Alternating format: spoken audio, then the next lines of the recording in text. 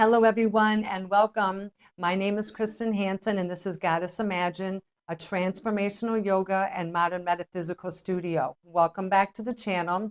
I'm here today with the brand new 10-card tarot reading with the Valentine theme to help us manifest a soul-level love relationship. A soul-level relationship is a union between two people who can relate, respect, and resonate so intently with each other that there's this cosmic charge in the universe whenever you're together. And I created a yoga class with a very similar title. So if you're someone who's been struggling in this realm, I do have some additional help for you coming.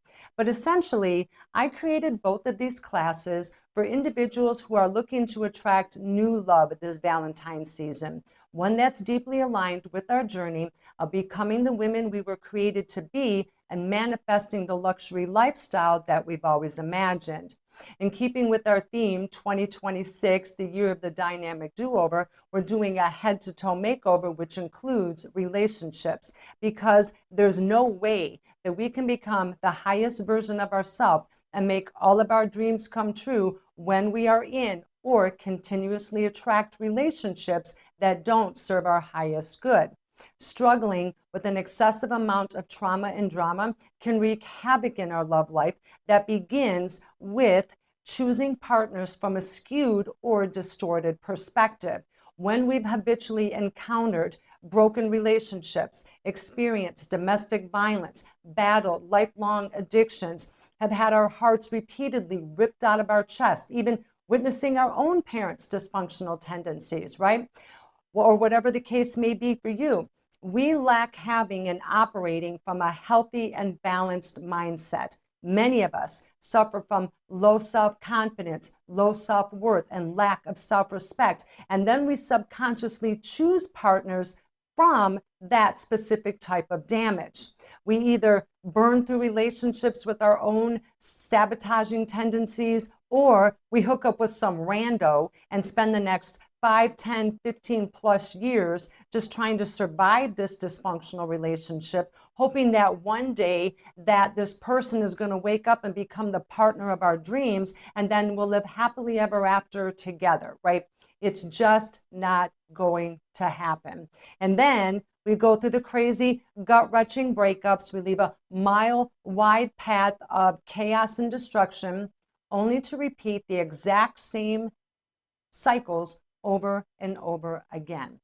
Because until we come to a point in life that we're able to recognize and release all of the trauma and drama that's wedged deep within our mind, body, and spirit, we're unable to realize that we are more than worthy of manifesting a loving, supportive, authentic, soul-level relationship.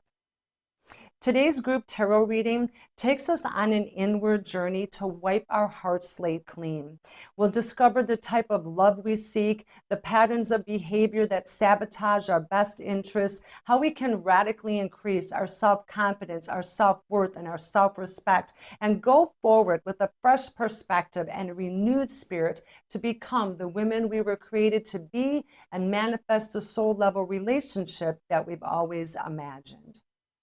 Before we begin, I always like to take a moment to bring myself into center.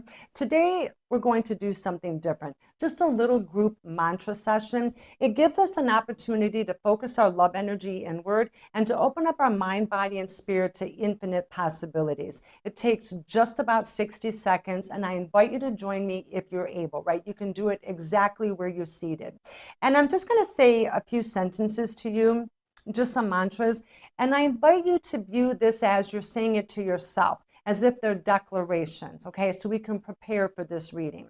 And we can begin by just sitting up tall wherever we're at, opening up our chakras, maybe placing one hand on our heart, one on our stomach. If you feel comfortable, you can close your eyes down. I have to leave mine open so I can read the sentences. But we can imagine bringing ourselves into a place of central awareness. Maybe we begin by taking a deep breath in and a deep breath out. And I invite you to contemplate the following. This reading is an act of devotion to myself. I choose to release outdated stories of love, reclaim my worth, and open my heart to relationships that are rooted in truth, safety, and authentic soul alignment. I am ready to love and to be loved without abandoning myself and my dreams. This is my time to shine and let my higher self know that I am safe to soften, I am safe to be vulnerable, and I am safe to love again. We can bring our hands together to prayer, hands at our chest, and say, so mote it be. And we end by breathing in positivity, exhaling self-doubt. Beautiful. Open our eyes and we come back to the reading. All right, now we're ready. I'll take a moment here just to shuffle up the cards.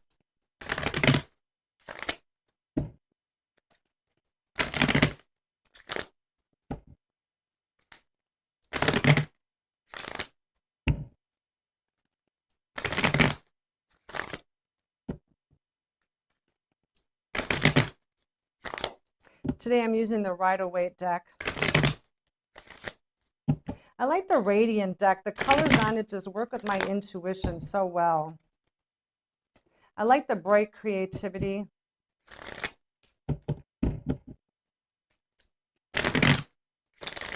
All right, one more time for good measure. Beautiful. Let's begin. So we start with card number one. Card number one represents our current love scenario. The question is, where am I currently at in my love life? This card reveals a snapshot or upper level view of our current relationship status, no matter where we're at, whether we're single, married, widowed, etc.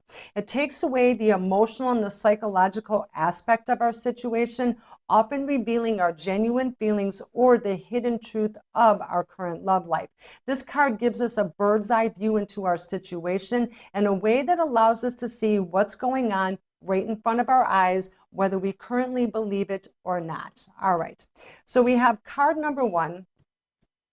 Card number one is the Death card. This one has been coming up in readings quite a bit lately. So the Death card in this type of scenario literally means that either the relationship that we're in is over, or maybe there's a part of ourselves that's just over the part of being in a relationship ever again, that we feel so disconnected and so disoriented and so hurt and all of the things that there's no way that we can possibly open up ourselves to love. However, the Death card means the end of a cycle. It doesn't mean the end of our life. And if we see the sun rising up in the background, right, that means that there's new hope. This isn't the end of the story for us. It means that this stage that we've gone through is over. The heartbreak, the betrayal, the lies, all of the things, maybe even our own tendencies that we do that cause chaos in relationships. This is the end for us as well, because if you've been working with me and watching my channel, we have been on a journey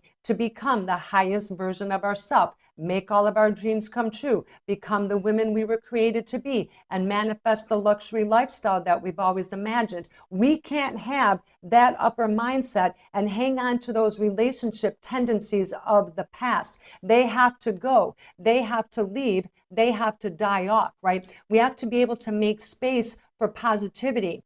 And if you're someone like me who's over 50, right, we may think, oh, I don't even want to give love a chance. I don't want to go through this again. Spirit may be saying to you, you're not done yet. You just haven't had the right love yet. You haven't opened yourself up to the right kind of person yet. So the Death card is telling us the current status of my love life is feeling as if you're over it, that there's no way that I'm going to do this again, but Spirit has a greater message for you. Next is card number two. What does my heart desire? What does soul level love look and feel like to me? This card reveals valuable insight and information from a healing perspective regarding how we imagine a soul level love relationship might look and feel to us, right? Once we've done the work, once we're beginning to heal ourselves, this is the type of love that we would like to manifest into our life. This card looks deep into our heart and soul and mines for the truth beyond the heartbreak and the heartache and all of the previous negativity that we've experienced. So on our healing journey, okay, we're letting the past go. If love were to come my way, if I could choose the ideal relationship, what does that look and feel like to me? We have card number 2, which is the 7 of Cups, okay? The 7 of Cups traditionally means being distracted, experiencing things in excess, being unable to make a decision, or being distracted by something else. So in relationships, we can have a tendency to make the same distinctions over and over again, right? We look for someone who has certain physical characteristics, certain ways they talk, certain ways they walk, because this is what we've come to learn to love, right?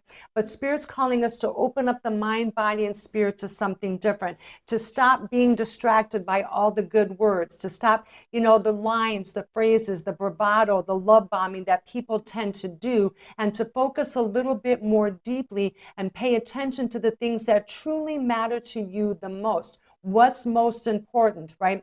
Is it someone that's transparent, that's vulnerable themselves, that tell you the cold, hard truth when you need it, right? Are they your rock when you feel, unsteady? Then you're their rock, vice versa, whatever it is. Spirit is saying, don't be distracted by the same characteristics that you may have thought were, accommodating or attractive to you before. We're going to be looking for things that are different, and not to allow ourselves to get distracted by other things that may look or feel pretty on the outside. We're looking a little bit deeper, and this can often represent that the love that's coming into our life is going to blow our mind. It may come from someone in a way that you would never imagine, right? But we're opening up ourselves to infinite possibilities. We're willing to see what's beyond the door, okay? Next, we have card number 3, which is what stands in the way. What current patterns of negative beliefs and behaviors typically stand in the way of you experiencing this type of connection? Okay, this is the big gun. This card reveals outdated patterns that we tend to fall back on that have negatively influenced our relationships, even if they feel familiar or normal. All right. Another way to ask this question is, what forms of sabotage or self-sabotage continuously destroys our relationship goals? And the card we have for number 3 is the Judgment card. Now, judgment can be read many different ways, and in a group reading, I'm going to take this from that upper perspective. The Judgment card is at the end of the major arcana. We're getting ready to wrap up a major life cycle, okay? And maybe some of us do have some judgmental characteristics about us. Maybe we have a subconscious tendency to judge other people, their inclinations, their tendencies, their behaviors. Or maybe we're someone that keeps score or likes to remind people of their faults or things like that, okay? It can also mean when we see judgment, we see the bodies being called up. They're being called up from the earth, right? And sometimes in this reading, I can see it as you're being called to be vulnerable. You're being called to pay attention. Spirit is calling us to do something, all right? We haven't been paying attention. Maybe we've been distracted, and now we're being called up for something greater than what we've been doing. And it's not difficult to surmise that if we are up in our age, we're 50 and over, we're at the Judgment card, that maybe through our life experiences, we have become a little cynical, right? We do have a tendency to be a little bit judgmental because we've experienced so much negativity, right? It would make sense or feel normal that we're going to judge everyone and everything that we do, okay? But we have to learn to let go of those behaviors, and we'll explore this a little bit further here. Card number 4 is, what is the root of this pattern, okay? This question asks us, how or where did these beliefs and behaviors begin? This card reveals maybe a deep wound or a strike point, and it doesn't have to be this huge magnanimous thing for it to be impactful.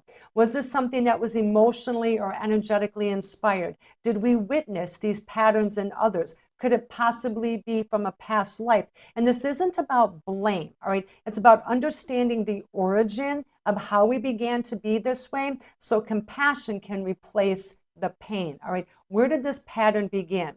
Card number 4 is the Page of Cups. Now, When we see the page in a court card, right, this represents the beginning or the entry into royalty, right? We're just beginning to get our boots on. We're beginning to rise up out of the minor arcana, and we're beginning to get a little bit more sturdy and stable. When we see the Page of Cups, this is about playfulness, lightheartedness, taking things with a little bit more ease, not being so cynical, maybe being a little bit more open-minded, a little bit more innocent, I guess is the word that I'm looking for, okay? This card can represent you never had a chance to be any of those things.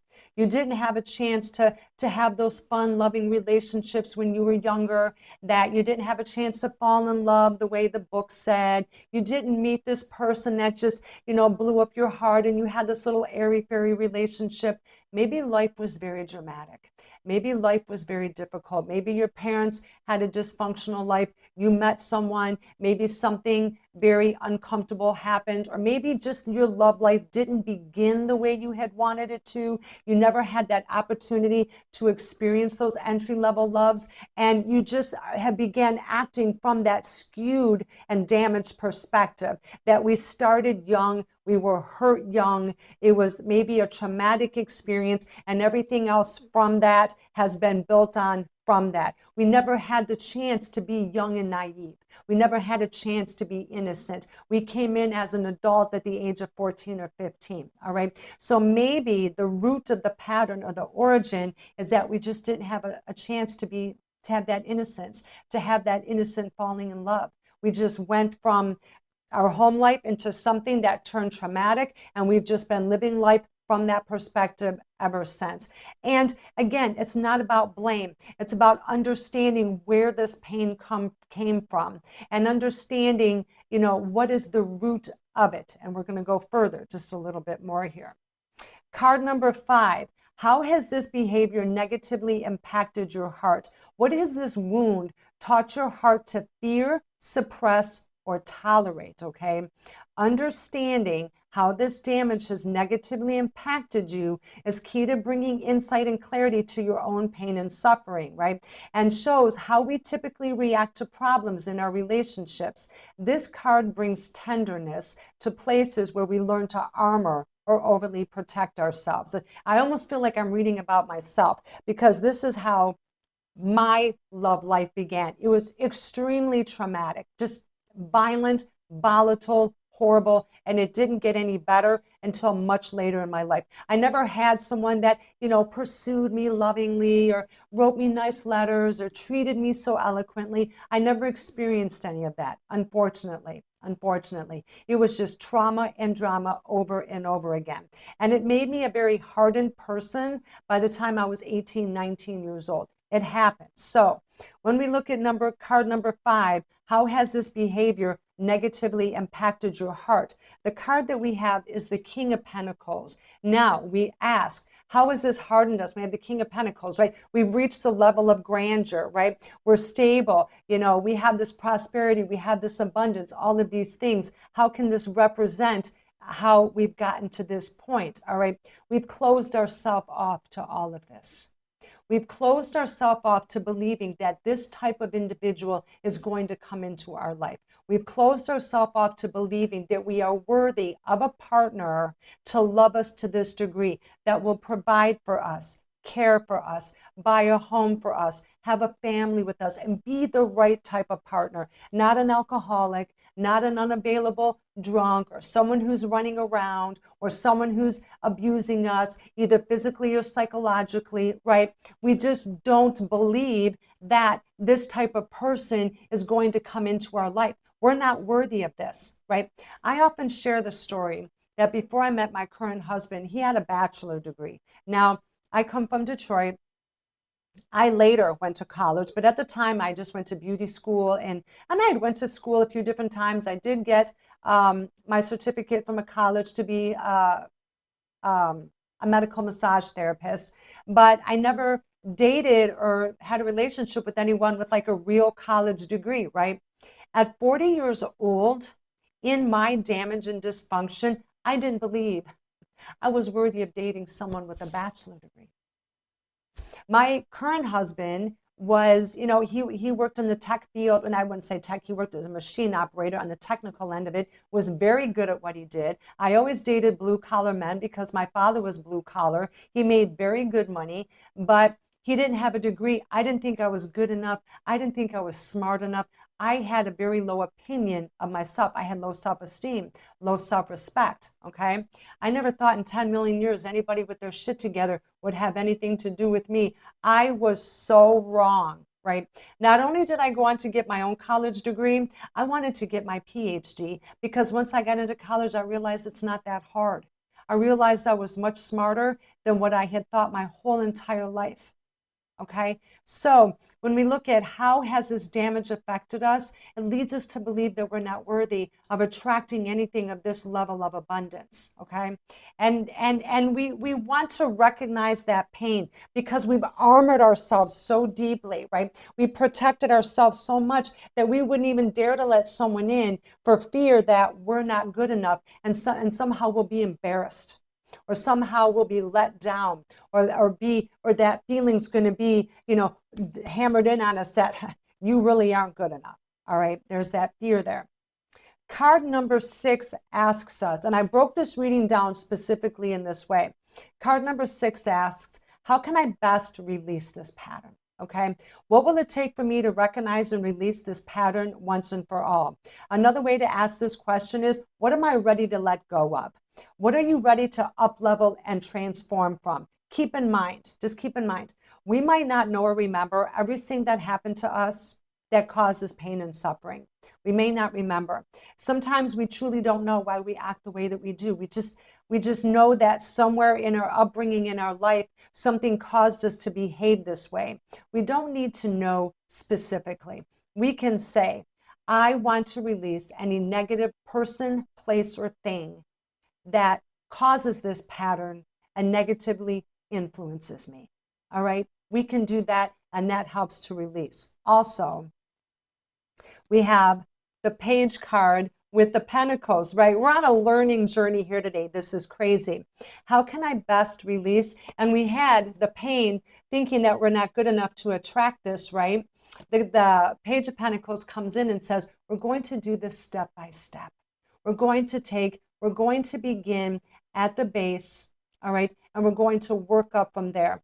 Damage of that magnitude is not going to be released immediately. It's going to take some time in order for us to get a hold of the thought that we were made for more, that we're worthy of more. When the question is asked, how can I best release this pattern? We take it one step at a time. We focus on one behavior that we are aware of. We try to connect it back to something that happened. If we can't, we bless it, we let it go, and then we consciously observe ourselves in our everyday life, that when we begin to feel that feeling come in with us, that we stop ourselves, we hold and say, not again. We're learning to build a new platform. Pentacles stand for stability, prosperity, abundance, finances, business, right? Coming from a stable ground, a stable viewpoint, right? And we're beginning to rebuild that stability one step at a time. We're not going to get there overnight because we didn't get here overnight. But the point of this reading is to bring awareness to our beliefs and behaviors, and to consciously observe ourselves in action. What are we doing? And begin to release one at a time. I'm not going to do this anymore. I'm going to shut my mouth. I'm going to keep my thoughts to myself. I'm not going to, do all these things. I'm starting at a base level. And it's okay if we make mistakes. It's okay if it's not perfect. What matters is we're making a conscious effort to change. Next, we have card number 7. How can I radically increase my self-confidence, my self-worth, and my self-respect? This card reveals an important step that we can take in our healing journey that can begin to quickly rebuild our belief in ourselves and our worthiness of finding and receiving soul level love. This isn't a giant fix-all, okay? The transformational work will continue, but this card shines hope in our heart and begins to ease the pain and suffering. It helps us to set aside the past judgments and the self-incriminations and opens up our mind, body, and spirit to possibilities, all right? We weren't broken overnight, and we're not going to heal overnight. What's important is we're taking steps today to be better for tomorrow. Card number 7 is the Lover's card. Now, before we get too excited, there's lots of major arcana cards here because we're dealing with a big problem in many people's lives here. The Lover's card doesn't represent soul level relationships, okay? It represents all the problems and blow-ups in relationships. If you see, we have the volcano, we have the people stripped down, we have the clouds in the background, and we have the angel over the top just saying, please, just let's just calm down. Let's look at this reasonably. Let's just slow down, okay? Number 1, this tells me we are not basing our self-esteem, our self-respect, or any of those other things on relationships. We're basing them on who we are as a person. What happened in the past does not determine who we are today. We can take that and shut the door on it and let it go. And let me tell you, it took my current husband to tell me that about 50 million times before it finally began to take root. And when I started with yoga and started with this healing journey, I began to become aware of my actions and how I was in relationships and really getting down to the core of things. And I based everything about myself on how I was treated in relationships. Everything. I didn't think I was worthy of having a soul level love. I didn't think I was worthy of someone who had a bachelor's degree. I didn't think that I was worthy of someone buying me beautiful things or having nice things. I would see girls going out to dinner with these dudes, taking them to these restaurants and buying them beautiful things and having all these experiences. And I would just sit there and think, wow, there's something really wrong with me. I didn't come from much as a child. I grew up. Maybe I don't deserve these things. Maybe I'm not worthy of them. These people say horrible things to me. Maybe there's something to this, right? This says we are not basing our self-worth and our self-judgment on anything that has to do with anybody else. We're connecting with our higher power and our spiritual team. We're connecting with our inner goddess. We're getting on the yoga mat. We're activating our divine feminine energy, and we are rediscovering who we are at a core level, aside from everything that we have experienced. And when we feel the urge to call ourselves stupid, to call ourselves dumb, whatever your internal mantra was before today, that's why I started with the new one, because I have a set of phrases that I say to myself when I'm getting stressed in my relationship, because I feel if I say negative things to me first, no one else is going to hurt me. I'm going to damage me first before I give you an opportunity. Okay? That's twisted. That's distorted. That's what happens with continuous trauma and drama and damage and dysfunction. Card number 7. How can I radically increase my self-confidence and my self-worth and my self-respect? Stop basing ourselves off other people's opinions.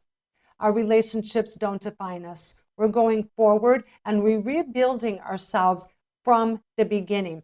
I invite you to choose one aspect of yourself, one mantra, one phrase, one positive saying that you can say to yourself every single day. Maybe put it on your mirror, okay? And begin to birth that belief into your mindset and then capture it and own it as your own. And we just build over time. Our healing journey grows as we grow. Card number 8. Card number 8 asks, how can I manifest the soul level relationship of my dreams? Okay. How can my approach to love evolve as I heal? This card reveals our healthier mindset, our boundaries, and our emotional posture that we now have available to us as we are doing the transformational work to attract a soul level love relationships. This question asks, what initial step or steps are we taking to let down our guard, to allow ourselves to become vulnerable and to be excited about this new love possibility? Another way to ask this question is, now that we're on a journey to become the woman that we were created to be and working to manifest the luxury lifestyle that we've always imagined, how can we tap into that up-leveling energy to prepare us for a soul level partner and relationship? Okay, so now we're doing the work, right? We're growing, we're doing our yoga, we're doing our journaling, we're doing our meditations, right? We're healing, we're beginning to bring ourselves into a place of a higher awareness. And I don't recommend that we just, jump off the boat into a relationship, that we take time to begin healing these broken parts of ourselves, to raise ourselves up. So when we're looking for people, we're not looking from the dysfunction. We're beginning to look from the healed part, the upper view, right? The part that has the bachelor degree. How does someone with a PhD, okay? That's where I'm at. Who's successful? Who's on the same road that I'm going on? I'm not here to raise anyone. My God, I'm almost 60. I just turned 59. If they don't have their shit together, they're definitely not for me. I am not about it. I'm looking for someone who is on the same trajectory as I am. So card number 8 asks, how can I begin manifesting the soul level love? The card that we have is the 3 of Wands. Very nice. Patience, okay? When we see the 2 of Wands, we have someone that's stuck in between making a decision. When we have the 3 of Wands, we have someone that's now ready to do the journey, but they're taking a very precision approach to it, right? The Wands represent action, creativity, going with our inner energy, taking action on things, doing the work. So when we see a 3, we're at the very early beginnings of that movement, of taking those steps. This card is asking us to slow down, to take a peaceful perspective to this journey. We're taking a casual walk, right? We're strolling down the road and we're taking a peaceful journey. We're not rushing into something. We're taking time with ourselves first. We're getting to know ourselves. We're getting to know what we're about, and then we'll be ready to go on that journey. But in our search, see, there's nothing in the way. There's no clouds, no storm, there's sun, but there's no houses, there's no people, there's nothing to distract us. There's nothing to keep us off this track. This represents it's all about us and who we are as a person, and not having any pre-inclined ideas of who it is we're going to attract. Remember, back in the beginning, we talked about we get distracted with all the things, the good looks, or whatever the case may be, or the same patterns of their behavior that we feel so called to. We're not doing that anymore. We're going on a solo journey. We're taking time, and we're looking for someone, perhaps, who's on that same stroll as well. Maybe they're newly single. Maybe they've been divorced or widowed, or maybe they've been single for a while, and they too are a little, not so sure about what's out there. And maybe you'll meet up with each other on that peaceful journey. But this represents taking our time, not being distracted, not having any, predetermined ideas of what we want in this relationship. Card number 9, keeping our soul level love alive, right? This card asks us, once we get this relationship, how do we protect it? How do we stop from falling back into the same patterns? Once we've met someone and we're in a soul level relationship, this card reveals a specific belief, behavior, or action that we can take to help us be uber mindful of this new love and to protect this delicate union, okay? How can we prevent ourselves from the old us coming into this relationship? Okay, how can we remain mindful of our past damage and our dysfunction so we don't repeat the same negative patterns while we maintain these new beliefs and behaviors that we've been working so hard to achieve? How can we best walk this gentle balance with this new love and enjoy it and not poison it and just kind of keep that flow going? All right, it's a very powerful question, and this is where the magic lies in the universe, because we will fall. We will make mistakes. We will snap action back into something, and then we quickly reframe and say, oh my God, okay, I just said something to you that was so inappropriate, okay? and we can snap back. But let's see what the tarot has to say. I'm just on it, okay? So card number 9, how do we keep our soul level love alive? The King of Wands. Beautiful.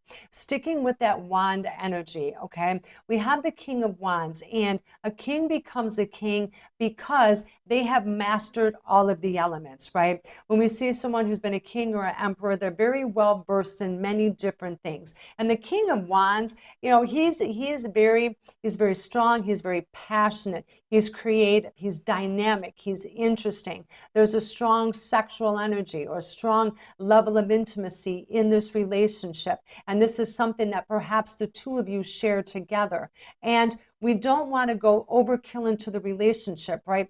But we want to continuously remind ourselves of our upper level qualities, right? Of all these things that we're learning, remembering that we're kings or maybe queens, right? We can use that energy if that's a little more comfortable, but we've mastered certain elements of ourselves. We have that higher awareness that if we slip and fall and make a mistake, we can quickly apologize for it. We don't have to kiss anyone's ass, but we can say, like I said, oh my God, I responded so inappropriately.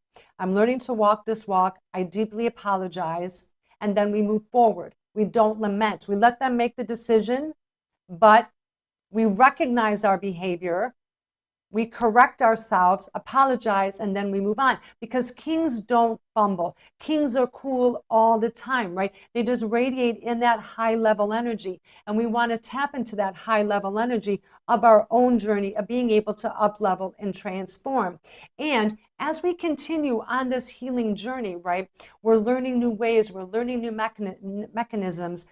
And maybe if you're someone who struggled in relationships, maybe seeking outside help for those things, maybe getting a therapist or talking to a professional that can help you break down these different barriers you're experiencing, to help you make peace with the past, to help you release traumatic things that have happened to you. Trust and believe.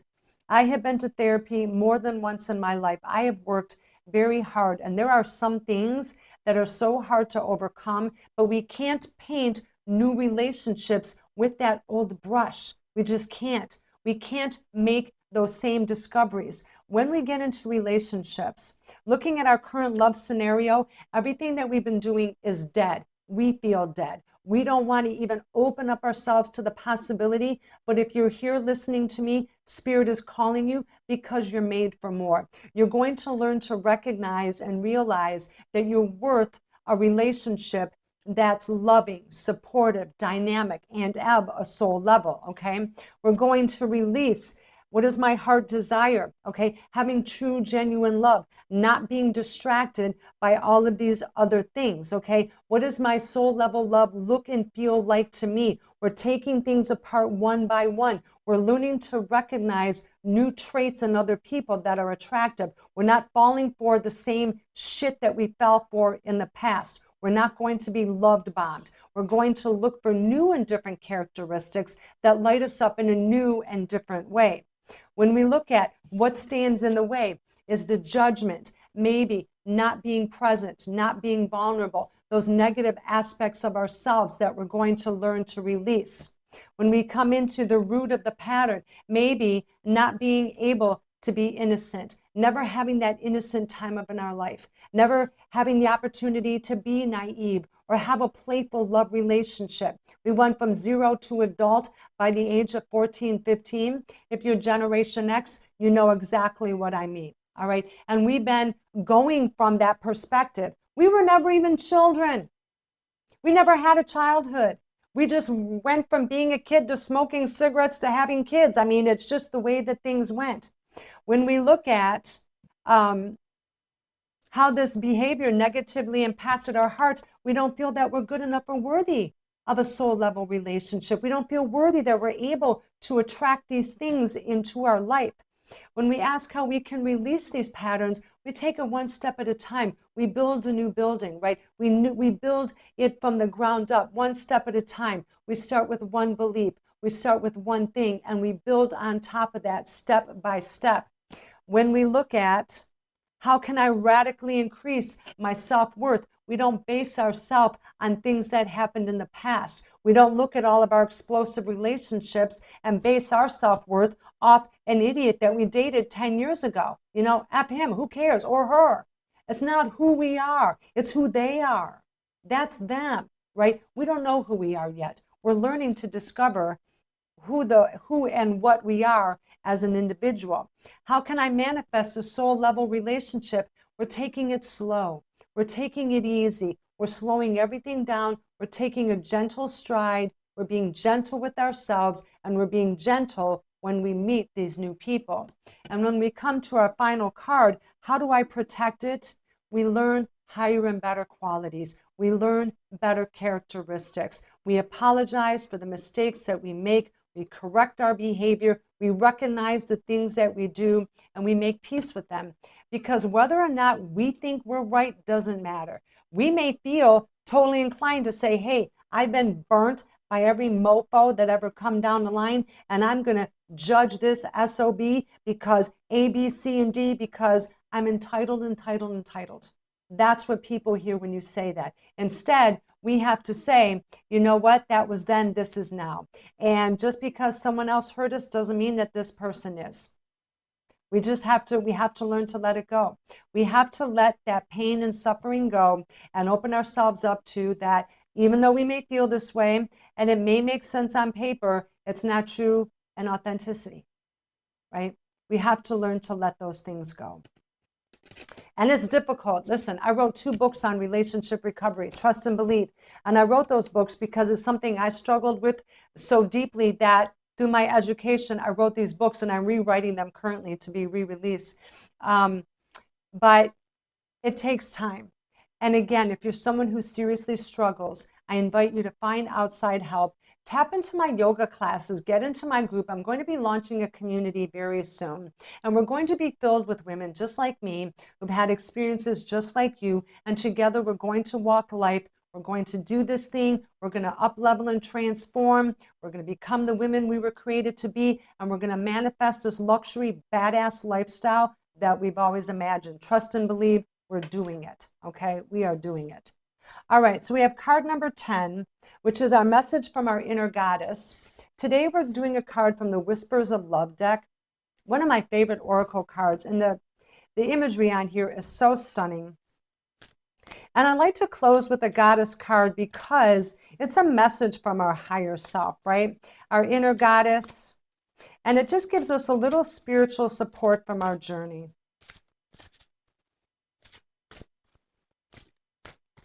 All right.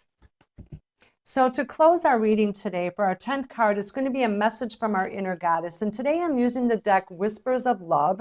And this is by Angela Hartfield. She does beautiful drawings in her deck. And I love these type of oracle cards because the bright artwork really helps to accentuate my intuition and bring really nice messages. At least I feel it does. So I'm going to take a moment, just shuffle the cards. And then we'll close after this.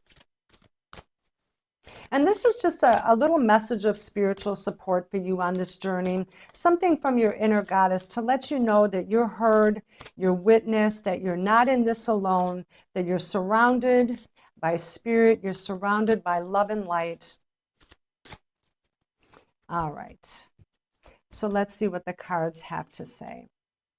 Ooh, look into your inner strength.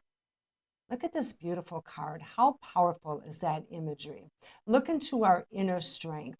The message is you are stronger than you realize. Isn't that the truth, though? Honest to goodness, we truly are. And sometimes to a fault, right? We're so strong. We carry the weight of the world. We carry everything. Look, she's even got the world in her hands. But here, this card is calling us and telling us we already have everything we need to succeed. We already have it within us. We just never had the opportunity to let it shine.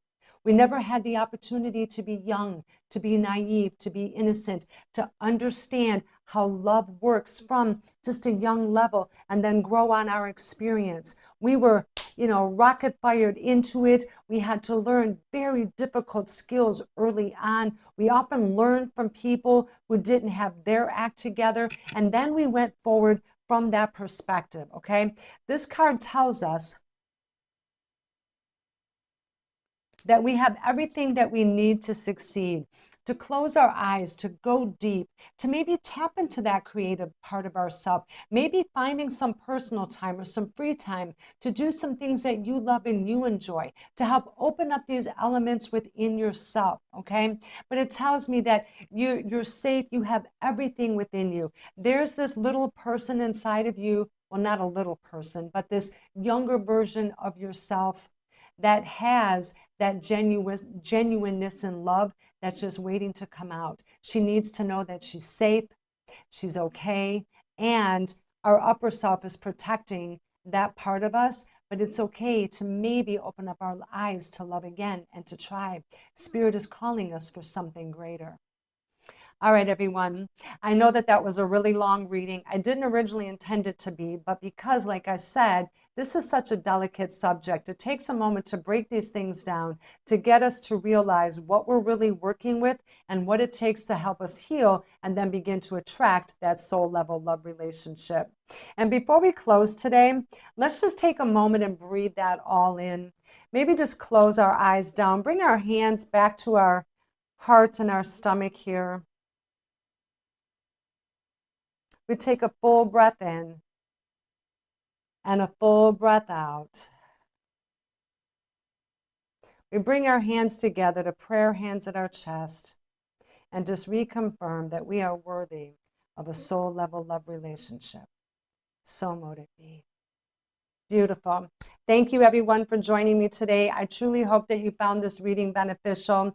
And if you need additional assistance, I have yoga classes on my channel. I have other readings, and I have much more coming up. Like I said, I have a new community I'll be launching soon, and I'd really love the opportunity to work with you more. If you have any questions or concerns, you can contact me. I have my email below. But if you dare to share in the comments, or if you'd like, I invite you to leave a message telling me whether or not that maybe you're open to trying love again. Did something in this reading maybe spark a little bit of interest or a little bit of hope in you that maybe you're willing to try this again? I would love to hear from you. Thank you, everyone, for joining me. I truly hope you have a blessed day, and I hope that you found something in here that's going to help you on your journey. Thank you, everyone. I will see you next time in the next video. Brightest blessings and namaste. Thank you, everyone.